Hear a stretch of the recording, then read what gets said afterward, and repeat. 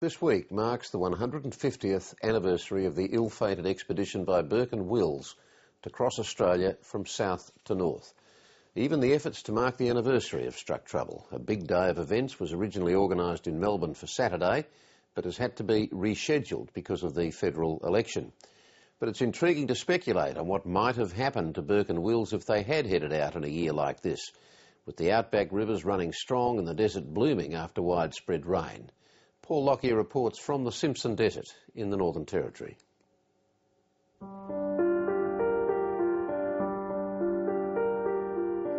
The interior, which can be so harsh and foreboding, has seldom been so soft and inviting. There's very little red soil, but red dust around at the moment. It's all covered in grass. Easy going for these 21st century adventurers as they take their camel train through the Simpson Desert near the Northern Territory Queensland border.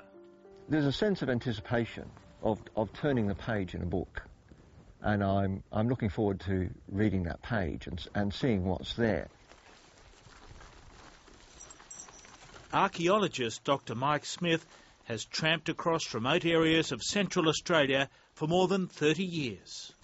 We're trying to document a great human story. It's the human story of Australia's desert. And travelling with a string of camels also means you walk over the land, so every day you see it and you notice things because they're under your feet.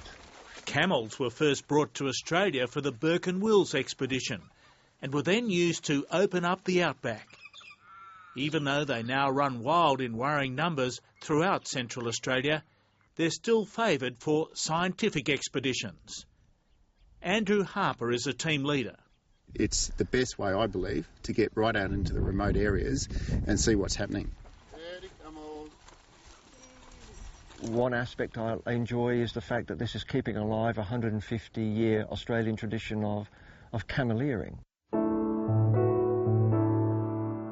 Burke and Wills hardly had that legacy in mind when they made their celebrated departure from Melbourne in August 1860. They enjoyed enormous support in Victoria as they attempted to become the first explorers to cross Australia from south to north, before a rival South Australian expedition, led by John McDowell Stewart, could achieve the feat. It was a race for them to get across the continent. They were in a race with Adelaide. But by the time they reached the Cooper Creek in Queensland, establishing a staging camp under a spreading coolabah tree which still stands, they were in deep trouble. Big on trappings, short on essentials. When you read through what they did take and what they didn't, the extra things that they didn't need far outweighed the things that they did. Burke and Wills still pushed north across the barren outback to the Gulf of Carpentaria through the searing summer heat. The desperation on their return leg has been highlighted by the recent recovery of items they dumped to lighten their load at a campsite discovered near Birdsville in far west Queensland. They were starving after having crossed the desert, so they basically unloaded everything that was heavy and that they couldn't carry any further, including Wills's navigational and scientific instruments. The Queensland Museum team that carried out the dig included Nick Hadnutt. Well, we found about 168 objects. Most of them are small metal objects, including the bullets, percussion caps, pen nibs and buttons and pieces of small glass. Burke and Wills struggled on to the Cooper Creek, only to discover that the camp had been abandoned just hours earlier. A carving in the tree trunk directed them to some buried stores, but they both eventually died of starvation. Had Burke and Wills ventured out in a flood year, they would have found a more forgiving outback. But then again, they may never have made it this far to the Cooper, past the many swollen creeks and rivers that they would have had to negotiate. It would have put a different slant entirely on their expedition about what was fertile country. And they could have eventually been lulled into a false sense of security, thinking, well, this is the way it always is out here. This is a productive, fertile country. Just add water and away we go, only to, discover further down the track that it was going to turn dry again.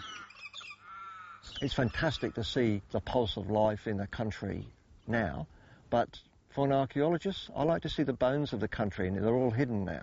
And over here, we can see a lot of finely fragmented animal bone. These are food remains. All these little white specks. Yes, it looks like grass chaff, but it's bone. Dr. Mike Smith's work has already produced dramatic results, helping to establish that the human occupation of some parts of Central Australia stretches back 35,000 years, much earlier than originally thought. It's not just empty history. You have to start filling in some of that formwork, some of the details. 150 years after Burke and Wills headed into the unknown, there are still great mysteries to unlock in the heart of an ancient continent. And there's little doubt that camels will continue to play a big part in that role. That heritage is something that is integral to outback Australia. As a team, and it very much is a team partnership, you can explore these remote areas. You approach places in the way people would have approached them in the past, on foot. So you see the structure of the landscape through different eyes, and I think that's very special.